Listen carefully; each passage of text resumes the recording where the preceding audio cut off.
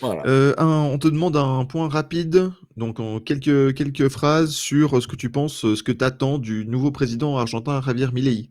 C'est le moins qu'on puisse dire de dire que j'en attends pas grand-chose. Je pense qu'il prend la crise argentine de travers. Alors je comprends, il a été élu sur l'anticorruption et il est vrai que le pourrissement du péronisme devait à un moment apporter une réaction. La seule chose, alors attention, on n'est pas à l'abri.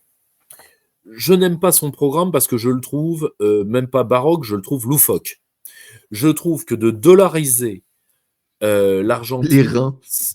c'est il faut quand même savoir que la dernière fois que l'Argentine a été dollarisée, les gens se sont battus dans la rue pour bouffer. Et c'était pas il y a un siècle. C'était il y a 25 ans. Un peu moins. Donc, Là, il ça, va vendre les reins. je peux, alors, bon, alors au passage, bah, il est libertarien. Bon, bah, quand tu es libertarien, bah, comme dirait Bernard Kouchner, tu vends mémé en pièces détachées. Non, mais c'est trop ça, c'est Bernard. Mais oui, mais comme dirait Bernie, enfin Bernie, il n'a pas fait que le dire, hein. Enfin, moi je dis ça, je vous renvoie au rapport Dick Marty, hein. Comme ça on ne dira pas que c'est moi qui l'ai dit. Et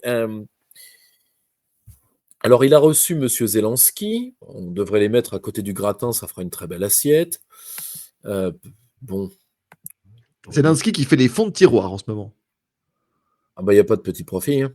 Donc, non, non, je vais dire, c'est catastrophique. Sincèrement, j'en attends rien. Par contre, on peut aussi avoir un scénario à la Bolsonaro. Je m'explique. L'Argentin, alors là, tu vois, tu as eu des faits très lourds qui ont eu lieu ces dernières semaines. Mélanie a trahi tout le monde, mais elle a fait sortir l'Italie de la route de la soie. C'est dommage, hein, c'est à l'avantage de l'Italie d'y être. Le seul pays Mais du bon, G8 qui était. comment? Le seul pays du G8, quand il Le était, hein, seul pays du G8 qui y était. Mais bon, c'est pas grave, on n'est plus à une trahison près. L'Argentine, qui avait une politique de la multipolarité, va revenir dans le camp occidental et ça ne va rien lui rapporter. Tu vois? Et tu as un autre État qui a fait ça récemment. Tu as un autre État qui a fait ça récemment que j'essaye de. Tu as l'Argentine, tu as l'Italie et tu en as un troisième. Tu en as un troisième qui revient dans le bloc occidental, mais qui revient.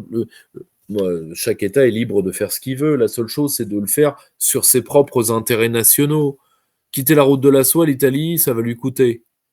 Là, par exemple, l'Argentine, dans le bloc occidental, ça ne lui rapporte rien. Alors que particulièrement se fâcher avec Pékin ne va rien lui coûter, ne va rien lui rapporter. Voilà, faut.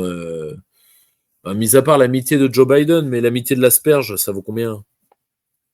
Bon, donc, le problème, c'est que même si il va vouloir remettre l'Argentine dans le camp occidental, bah on va lui faire ce qu'on a fait à Bolsonaro, qui était un occidentaliste, hein, je vous le rappelle, hein.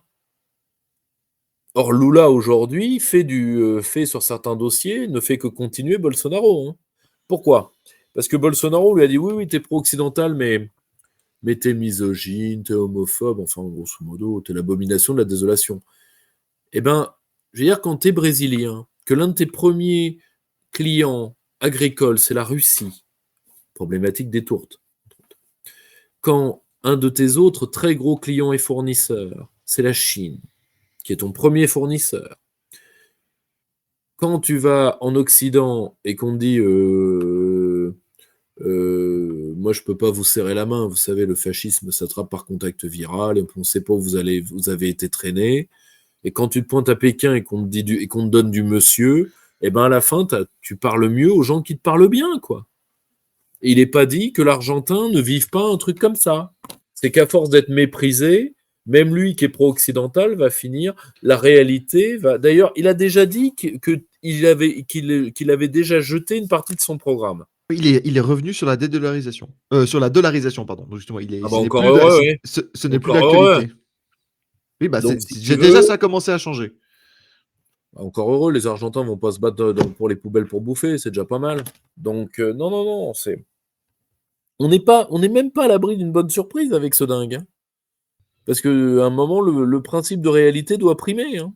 Et puis après tout, il a peut-être une case en moins, mais quand je vois que des gens croient encore à l'Union européenne, je me dis qui est le plus fou des deux, quoi. Chers camarades, si tu veux plus de contenu, de réinformation, d'éducation populaire et de formation intellectuelle, n'hésite pas à faire un don sur notre page Tipeee.